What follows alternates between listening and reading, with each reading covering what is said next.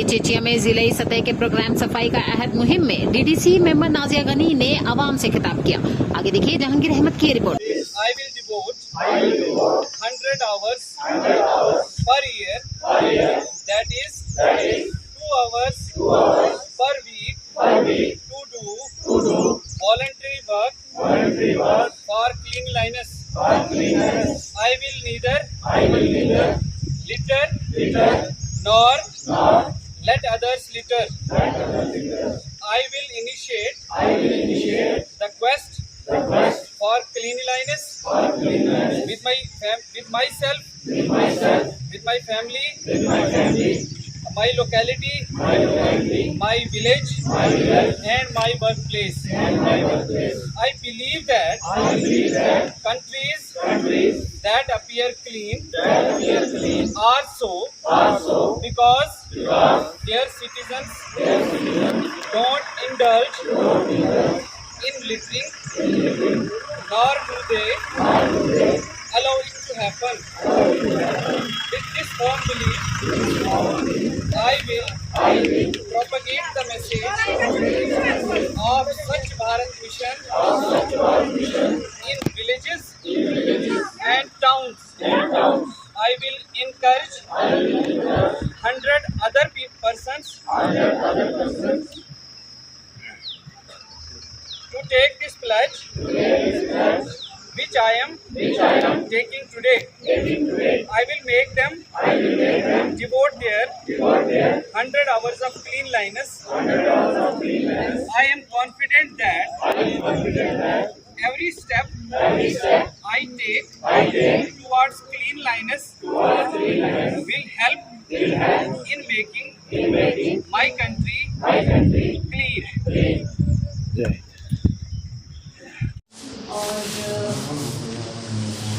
Sarpanches punches और video साहब और यहाँ पे मेरे भाई बैठे हैं और ये जो प्यारे प्यारे बच्चे हैं सबको अस्सलाम वालेकुम। सफाई के बारे में खैर से आप सब बहुत अच्छे से जानते हैं। हाइजीन जो है वो सबके लिए बहुत इम्पोर्टेंट है और अभी ये जो मिशन चल रहा है स्वच्छता ही सेवा है, तो इसका मेन जो मोटिव है, जो इनिशिएट किया है, जो मेन पर्पस है वो यही है कि हमें सबको अवेयर करना है कि आपको अपना सॉलिड मटेरियल कहाँ फेंकना है, आपको अपना लिक्विड मटेरियल कहाँ फेंकना है, कैसे इन सारी चीज़ों का हम यूज़ करते हैं। इसके 3 ही मंत्रास होते हैं। जैसे बोलते हैं कि सबसे पहले रिड्यूस करना है, जितना भी आपका वेस्ट प्रोडक्ट है उसको रिड्यूस करना है, उसके बाद उसको रीयूज़ करना है, उसी प्रोडक्ट को फिर से रीयूज़ करना है, एंड देन उसके बाद हमें उसे रिसाइकिल करना है। रिसाइकिलिंग का भी प्रोसेस होता है। वो तभी होगा जब हमें ये पता होगा ये ड्राई है, ये वेट है, इसे हमें किस पार्ट में जो है हमें वेस्ट प्रोडक्ट को डालना है, इसको किस पार्ट में वेस्ट प्रोडक्ट को डालना है। वो तभी होगा जब हम अवेयर होंगे और हम ये अवेयरनेस आगे जो है फर्दर प्रोसीड कर सकते हैं, लोगों को अवेयर कर सकते हैं। और यूथ जो है, यूथ का बहुत बड़ा पार्ट होता है किसी भी सोसाइटी में, क्योंकि यूथ सबसे ज़्यादा इन चीज़ों में इन्वॉल्व होके आगे बढ़ के सबको अवेयर करेगा। अवेयरनेस कैंप्स में जाए, अवेयरनेस कैंप्स होंगे, अवेयरनेस कैंप के थ्रू वो सबको बताएगा कि ऐसा है वैसा है। और सफाई हाइजीन हर तरीके से इंसान को, ऐसा नहीं है इंसान और जानवर में अगर फ़र्क है वो इसी चीज़ का है कि इंसान को पता है कि उस जानवर भी जिस जगह पे बैठता है उस जगह को पहले साफ करके बैठता है। तो हम तो इंसान हैं, हमें भी ये चीज़ें देखनी चाहिए।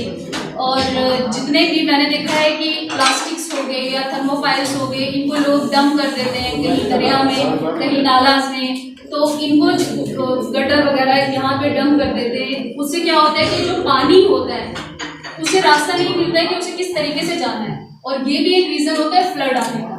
तो इन सारी चीज़ों का कि आपको ये चीज़ें अपने माइंड में रखनी है कि आपको ये सारे के सारे वेस्ट प्रोडक्ट्स एक लिमिटेड जगह पे, जैसे सिटीज़ में तो आपको पता है कि सिटीज़ में डस्टबिन है, गांव देहात ये हमारे एरिया है, यहाँ पे ऐसा नहीं है। लेकिन जो सेग्रीगेशन सेंटर्स बन रहे हैं ये बहुत बड़ी बात है कि सेग्रीगेशन सेंटर्स बन रहे हैं, उसके बाद सैनिटेशन जो भी कमेटी बनेगी उनको पता है कि ये सारे के सारे सेग्रीगेशन सेंटर्स में हमें कैसे लेके जाना है। जहाँ तक आती है सॉलिड वेस्ट की, आपको पता है अमेरिका एक ऐसी कंट्री है जो सॉलिड वेस्ट से इलेक्ट्रिसिटी प्रोड्यूस कर रहा है। तो आप सोचो कि अगर हमें ये चीज़ें पता चलेंगी कि सॉलिड वेस्ट को कहाँ डंप करना है, लिक्विड वेस्ट को कहाँ डंप करना है, हम क्या कर सकते हैं। जापान ने ऐसी चीज़ें डेवलप की है